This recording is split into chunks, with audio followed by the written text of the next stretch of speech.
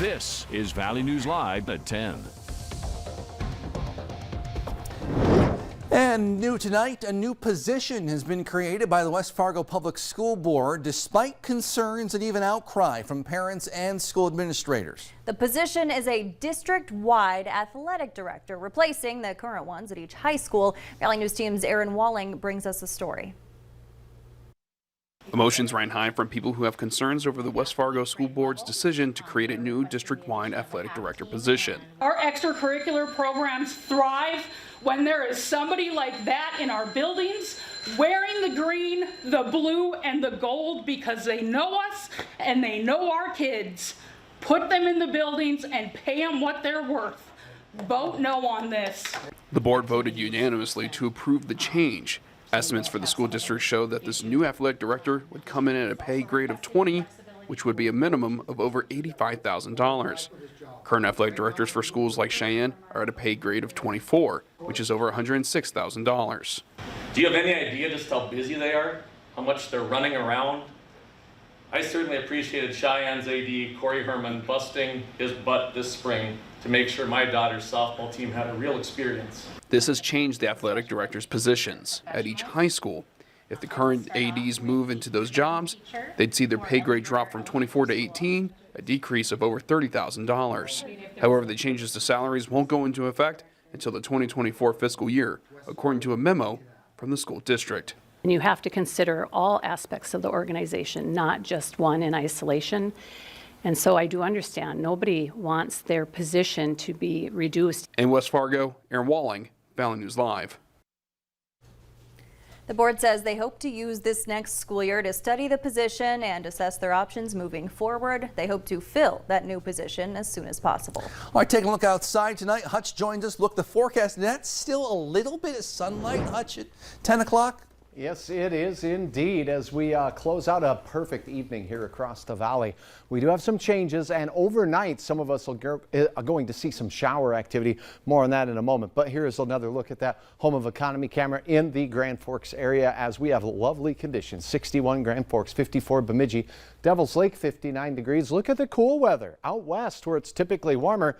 And one of the reasons they've been cool all day, and they were in the 40s this afternoon while we were enjoying the 70s.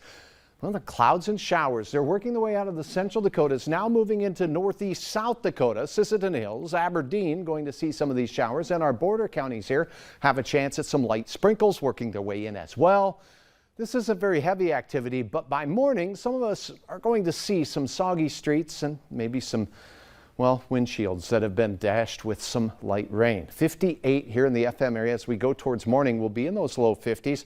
Nothing too chilly. Clouds and showers in the forecast again for the rest of your day on Tuesday. I'll have hour-by-hour details on that. And we have some beautiful weather to talk about here in the extended forecast. We'll do all of that coming up here in just a few moments. All right. Thanks so much, Hutch. More than 2 years after Fargo's downtown riots, another one of the many people charged with causing vandalism and destruction as well as threatening violence has been sentenced. 25-year-old Patrick Porter originally faced numerous charges. However, all but one, arming rioters, were dismissed in a plea agreement. He's since been sentenced to serve his remaining 35 days in jail at home on an electronic monitoring system. After that, 18 months supervised probation. Now an update on a Valley News Live investigation. Today, West Fargo police confirmed they are conducting an active investigation into the unauthorized sale of a mother's breast milk from an unlicensed home daycare. They also say this is related to the same daycare that came under investigation last month. So far, we are not naming the daycare provider in question, as this is an open investigation, but no charges have been filed. Police want your help identifying a suspect in an apartment burglary case from March. Authorities say this man forced his way into an apartment in the 400 block of 7th Avenue South, then got into a secure lockbox where he stole several checks. Anyone with information is asked to contact police. You can find this picture and the police tip line on the VNL News app. Take a look at this. This video shows inside FPN Gaming after it was burglarized, then set on fire this morning. The building houses Fargo Party Ride, Power Play DJ, and more. Employees there say after checking the surveillance footage, they found that two people broke into the building and rummaged through the warehouse for a few hours before setting an office on fire. They say they're still working to assess the damage. We have, I think, 11 weddings to do this weekend. And so, you know, what kind of damage are we looking at? What kind of, what are we dealing with here? It's definitely a concern of mine right away. Damage estimates, again, not known yet, but the owner says they discovered sound systems were stolen from two of their limos from Fargo Party Bus. A $3.5 million project was proposed to the West Fargo City Commission tonight. The Red River Valley Fair Association presented their plan to add 130 new campground spaces to the existing 78 spaces at the fairgrounds. The Fair Association will hold 2 public information meetings in the coming months to seek approval from residents before moving forward with the plans. Moorhead man accused of stabbing a woman multiple times last January has now been sentenced. 28-year-old Juan Pablo Brown pleaded guilty in Clay County Court to second-degree attempted murder with intent. Clay County judge sentenced Brown to 12 years in prison with credit for the nearly 18 months already served in jail. Still no charges tonight after a bizarre story over the weekend where a man had part of his finger bitten off at a downtown Fargo bar. Police say 24-year-old Dylan Reeton was arrested for aggravated assault and taken to Cass County Jail after he bit off part of an employee's finger at Fort Knox. 2 other staff members were also hurt. Police say the report says 26-year-old Austin Reeton will also be referred for assault charges and that more charges related to this disturbance are possible pending investigation. But so far, nothing.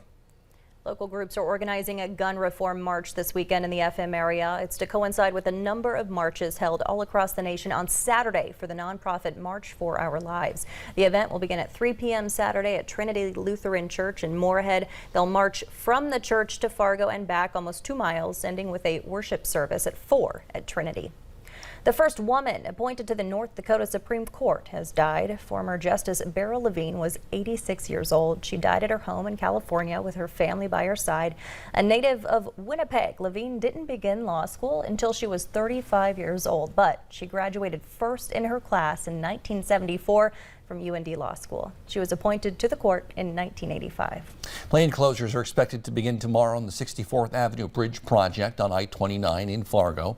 I-29 north and south passing lanes will be closed to traffic to allow contractors safe access to the median to prepare for bridge beam setting and just the passing lanes. Speed will also be reduced on that stretch, but DOT officials say there should be minimal delays and impact to travelers. The project's expected to be wrapped up by October. All right, looking ahead, a meeting in Grand Forks to discuss a new roundabout proposed in the city. Bygland Road and Reinhardt Drive. That meeting is set for 7 this Wednesday, June 8th at the Senior Center. You can also attend via Zoom. The public's asked to attend with any questions, comments, or concerns you might have. Roundabouts are sometimes controversial. The plan is to start the project next year, 2023. Gas prices continue to climb both in the metro and around the nation, and experts say it's likely some in the valley could see $5 gas within the next couple weeks. You know, there's no good time for gasoline prices that are increasing this quickly. It's one thing for them to gradually increase, but when you see a 25, 26, 27-cent increase in 1 week, that's hard to budget for. And LaDucer says a recent AAA survey showed 80% of North Dakotans have already started making changes to their driving behavior, like driving less, carpooling, or taking shorter trips. As frustrations intensify surrounding gas prices, many folks are struggling to understand why costs have risen so drastically so quickly. One popular scapegoat, one option, the Biden administration's termination of the Keystone XL pipeline project. Keep in mind, that still wouldn't have been completed yet. While likely a factor, environmental economic experts say roughly 2/3 of the existing Keystone oil from the original pipeline is exported through the Gulf of Mexico. The country's overall spending, however, a lack of global supply thanks to Russia's invasion of Ukraine, and increased demand as people travel more are all likely factors. Last month, the House passed a bill to crack down on price gouging by energy companies, fining companies that increase prices in what they consider an excessive or exploitative manner. That bill was struck down in the Senate.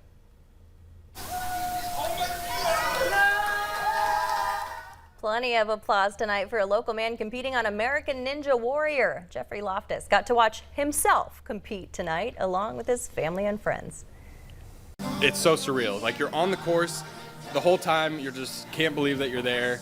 As you get through each obstacle, at least for me, I just thought, oh my gosh, like, I'm actually here. Okay, I made it through the obstacle. Oh my gosh, there's my wife, there's my kids. Like, hey guys, this is crazy. But it was just fun. Unfortunately, he was eliminated after the first round, but a good effort. We watched him that course tonight. Yeah. It looked impossible. I mean, very impressive still. Good for him. Yes, absolutely. Fun to watch. Well, still ahead tonight and